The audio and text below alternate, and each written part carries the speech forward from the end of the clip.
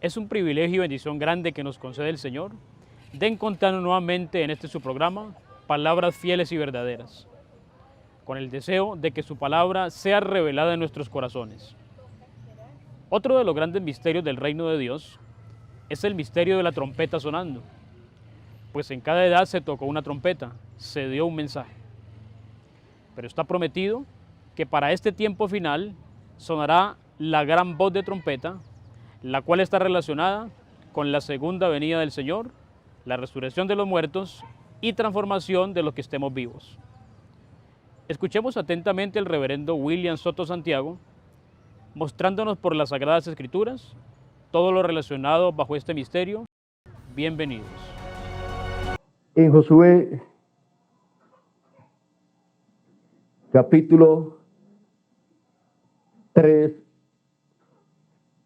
comenzando en el verso 1, dice así: Josué se levantó de mañana, y él y todos los hijos de Israel partieron de Sitín y vinieron hasta el Jordán y reposaron allí antes de pasarlo. Y después de 3 días, los oficiales recorrieron el campamento y mandaron al pueblo diciendo: cuando veáis el arca del pacto de Jehová vuestro Dios y los levitas sacerdotes que la llevan, vosotros saldréis de vuestro lugar y marcharéis en pos de ella, a fin de que sepáis el camino por donde habéis de ir, por cuanto vosotros no habéis pasado antes de ahora por este camino. Pero entre vosotros y ella haya distancia como de 2000 codos,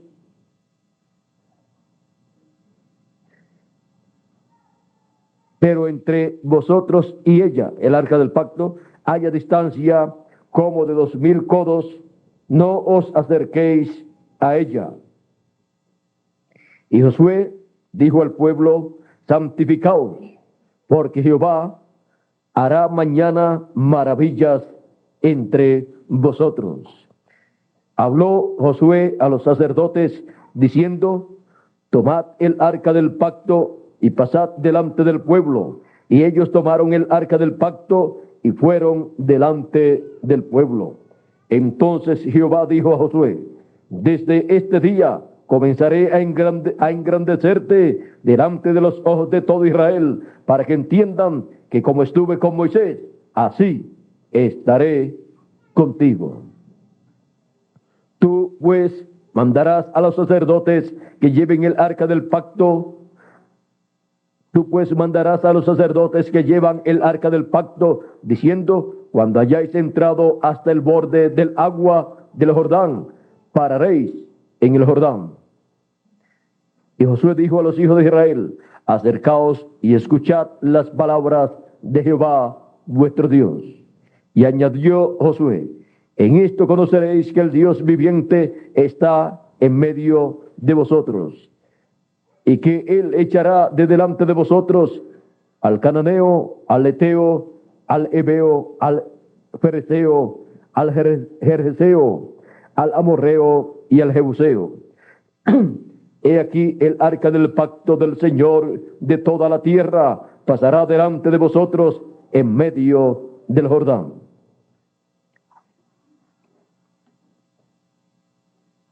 Cuando llegó el tiempo de pasar a la tierra prometida,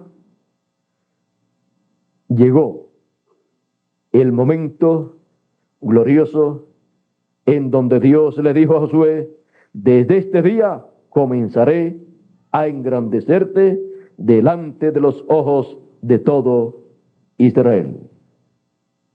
Desde este día.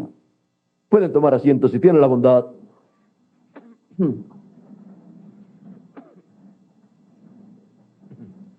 Encontramos que para pasar a la tierra prometida, cruzando el Jordán, Dios ordenó a Josué para ese trabajo.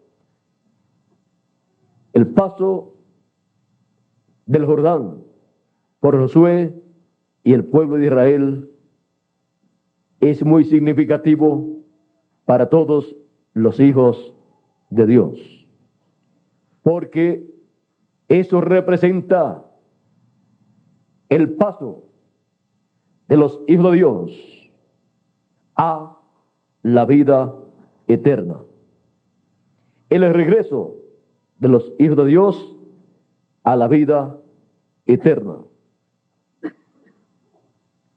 En tipos y figuras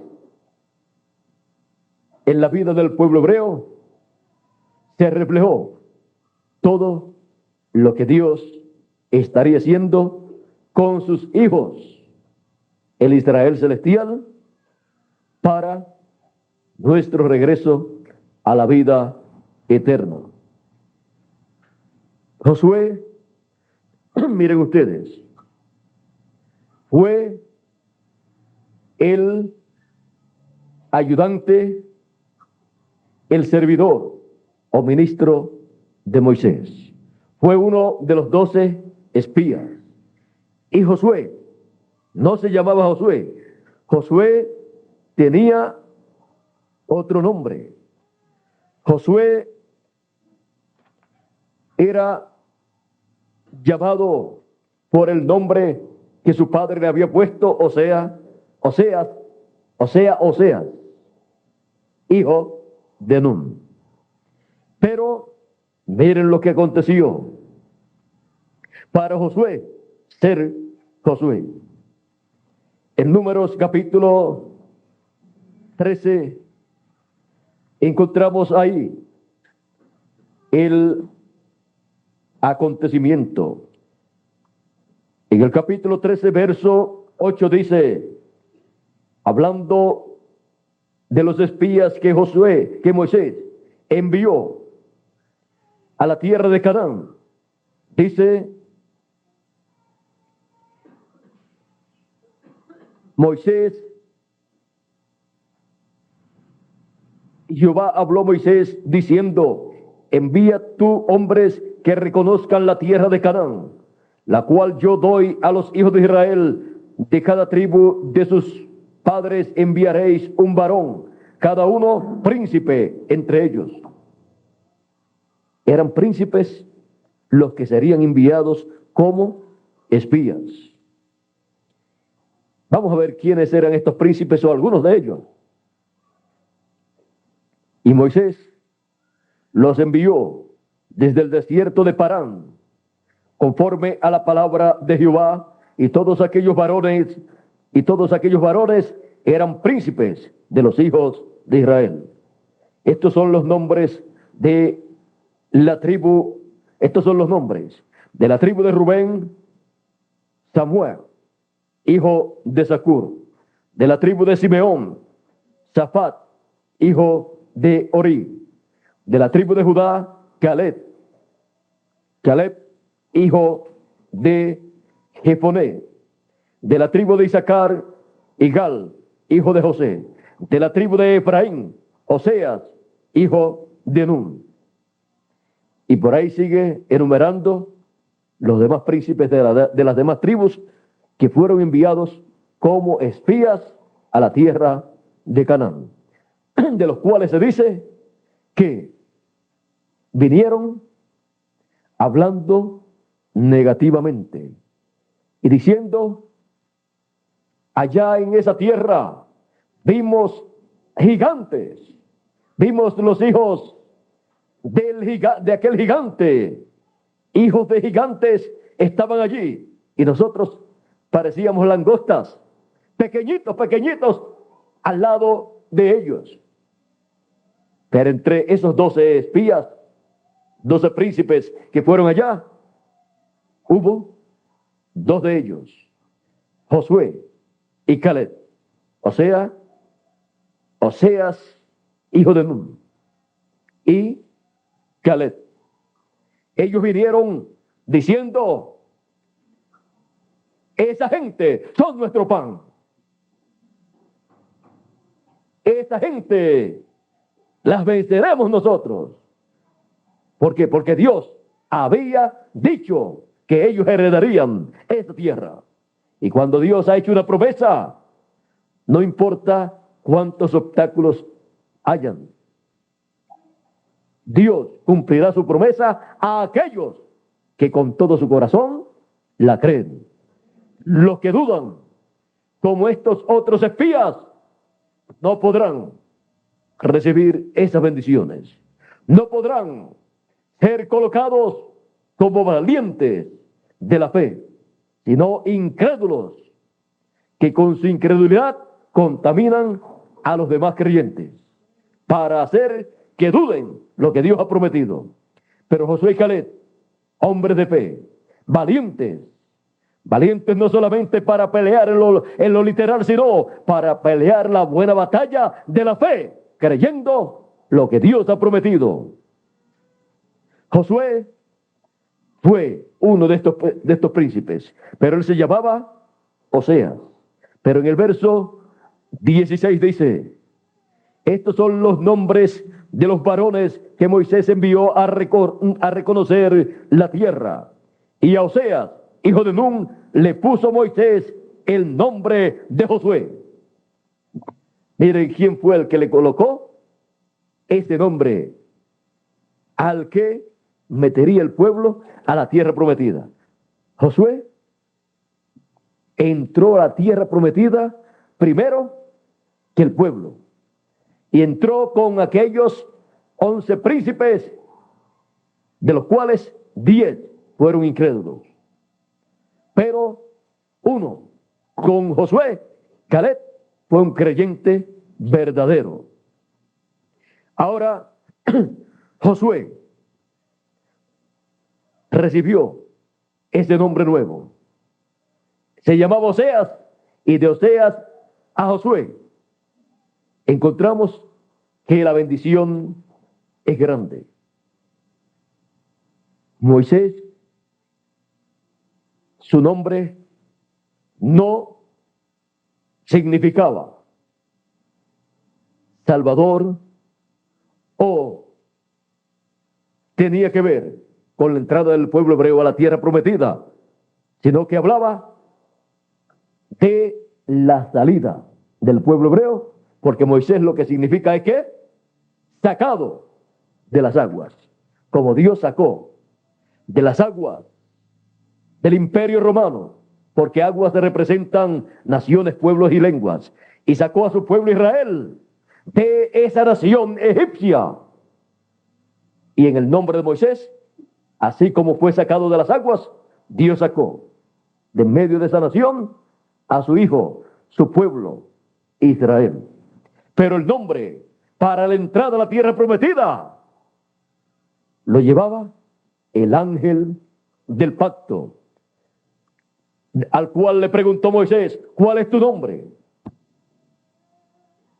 Encontramos que el nombre del ángel del pacto para la dispensación de la gracia fue Jesús. Y el nombre Jesús significa Salvador, Redentor. Y el nombre Josué significa lo mismo. Moisés le puso a su servidor, a su siervo, le puso el nombre de Jesucristo, le puso el nombre de Jesús, el nombre de Salvador, el nombre con el cual el pueblo hebreo entraría a la tierra prometida, pues lo llevaba en su mensajero. Moisés sabía lo que estaba haciendo. Moisés sabía que Josué sería su sucesor. Y Moisés, aunque quería entrar a la tierra prometida, no pudo entrar estando en su cuerpo físico, sino que entró en su cuerpo teofánico, luego que terminó su carrera terrenal y ministerial en su cuerpo físico. Pero después, muchos años después, o cientos o miles de años, o cientos de años después, encontramos a Moisés con Elías y con Jesucristo en el monte de la transfiguración en su cuerpo teofánico. Ahora, miren ustedes cómo Dios coloca en el mensajero el nombre que va con la labor que tiene que ser llevada a cabo. El nombre Moisés, sacado de las aguas, porque Dios sacaría de Egipto, de esas aguas que son naciones. De esa nación sacaría a su hijo Israel como su hijo primogénito. Y el nombre Josué, colocado en el mensajero que entraría, que llevaría, que pasaría a la tierra prometida a Israel y que le repartiría su heredad, la herencia que Dios le dio y que estaba en manos de otras personas, de otras naciones. Josué, vean ustedes, nunca dudó, nunca tuvo los problemas que otros tuvieron, ni siquiera los problemas que tuvo Moisés. Aprendió muy bien de Moisés, su maestro. Encontramos que Josué, cuando necesitó más tiempo en una batalla en donde tenía ya casi vencido al enemigo, tenía de su lado la victoria, la batalla, pidió más tiempo. Pero ¿cómo lo hizo? Diciéndole a la luna: tú, luna, detente ya en el valle. Y tú, sol, detente. Y se detuvo. Él llevaba ese nombre que tenía la bendición para entrar a la tierra prometida y para obtener todas las victorias que tenía que realizar. Encontramos que en otra ocasión extendió su lanza, y mientras él tenía su lanza extendida, la victoria iba a favor del pueblo hebreo. Encontramos que Josué, cuando tenía una necesidad en favor del pueblo hebreo, no preguntaba como Moisés, ni se lamentaba, sino que actuaba, hablaba la palabra y las cosas acontecían. Josué es tipo y figura de Cristo, así como también lo es Moisés. Josué, Salvador. Jesús, Salvador. Encontramos que el Señor Jesucristo es el que mete a la tierra prometida a sus hijos, a su pueblo, a la tierra prometida de la vida eterna, la tierra prometida del cuerpo nuevo y eterno, y a la tierra prometida del glorioso reino milenial. Es el Señor Jesucristo en su manifestación final,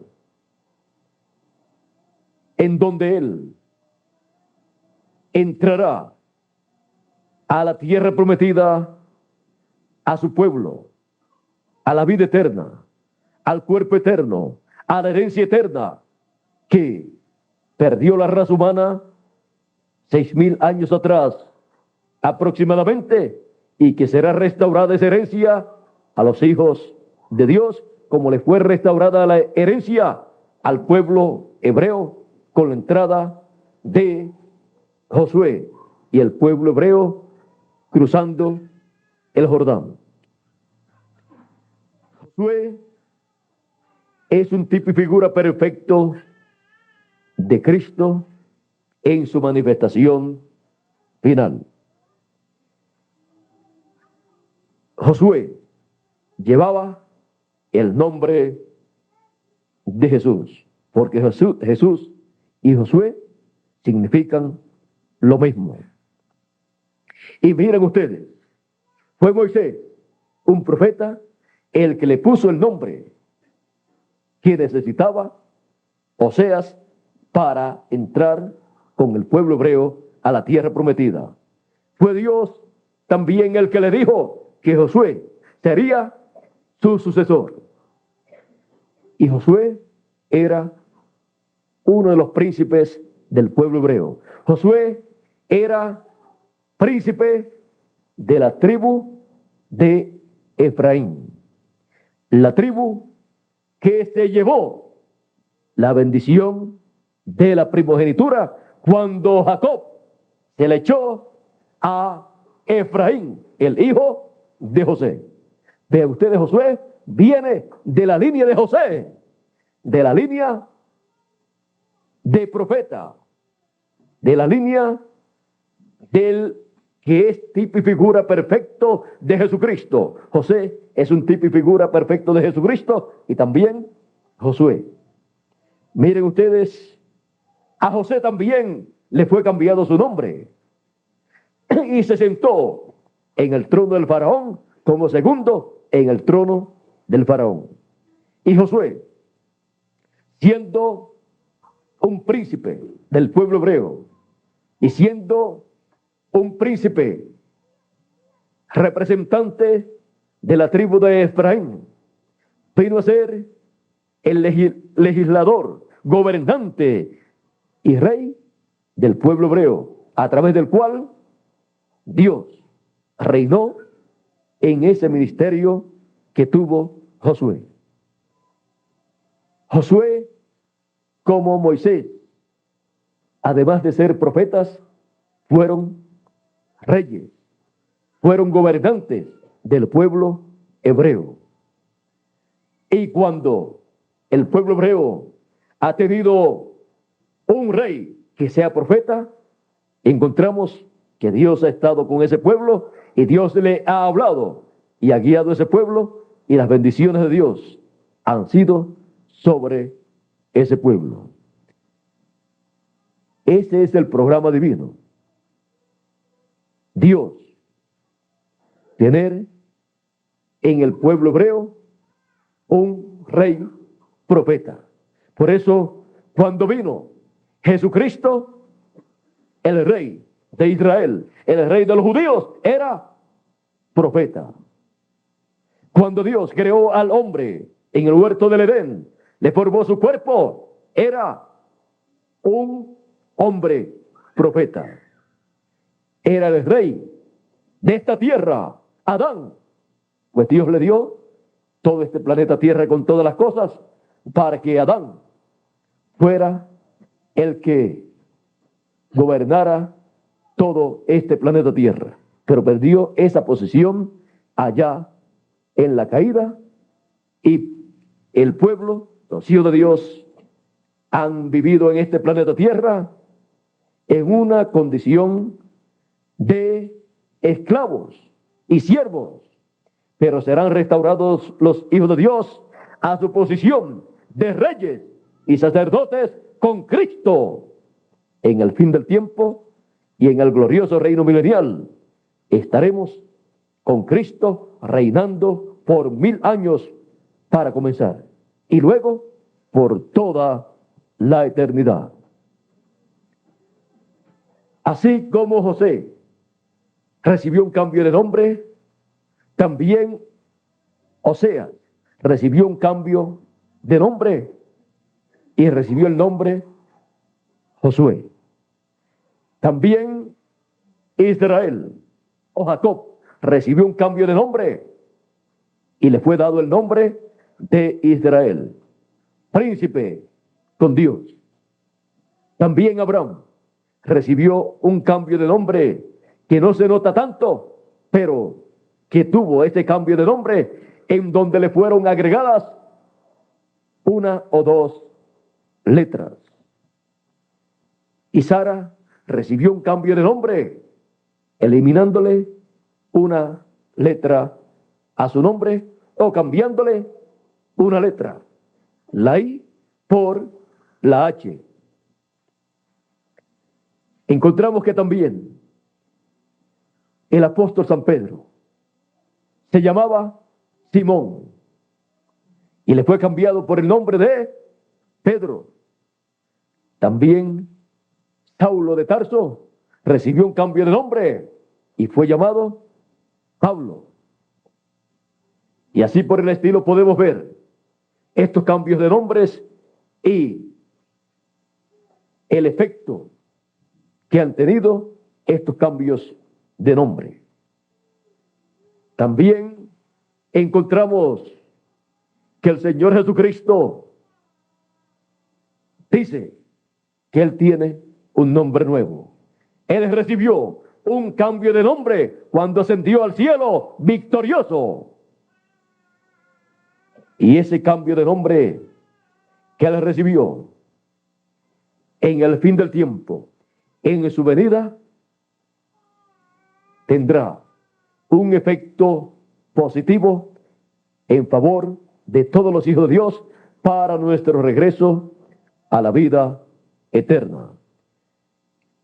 Él dice: al que venciere, yo le haré columna en el templo de mi Dios, y nunca más saldrá fuera. Y escribiré sobre él el nombre de mi Dios y el nombre de la ciudad de mi Dios, la nueva Jerusalén, la cual desciende del cielo de mi Dios, y mi nombre nuevo. Apocalipsis capítulo 3, verso 12. Esa es la promesa divina. Y ese nombre nuevo será motivo de bendición para todos los hijos de Dios, para nuestra entrada a la tierra prometida del nuevo cuerpo y a la tierra prometida del glorioso reino milenial.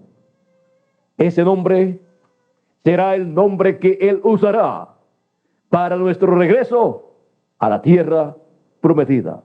Por esa causa, en Apocalipsis capítulo 19, el jinete de Apocalipsis 19, que viene sobre un caballo blanco como la nieve, tiene un nombre, y ese nombre es el Verbo de Dios. Dice: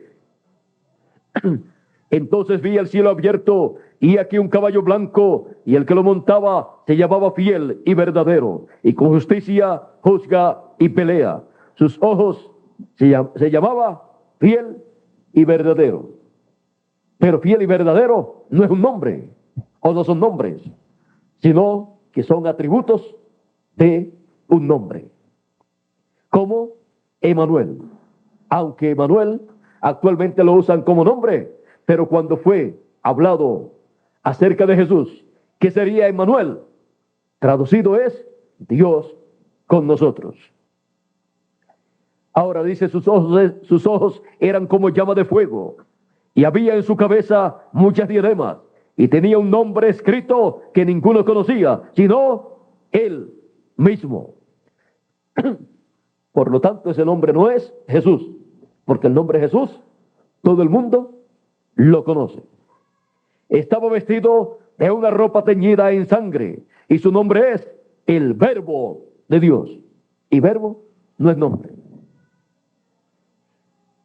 Cuando en San Juan capítulo 1, verso 1 en adelante dice: en el principio era el Verbo, la palabra, la teofanía.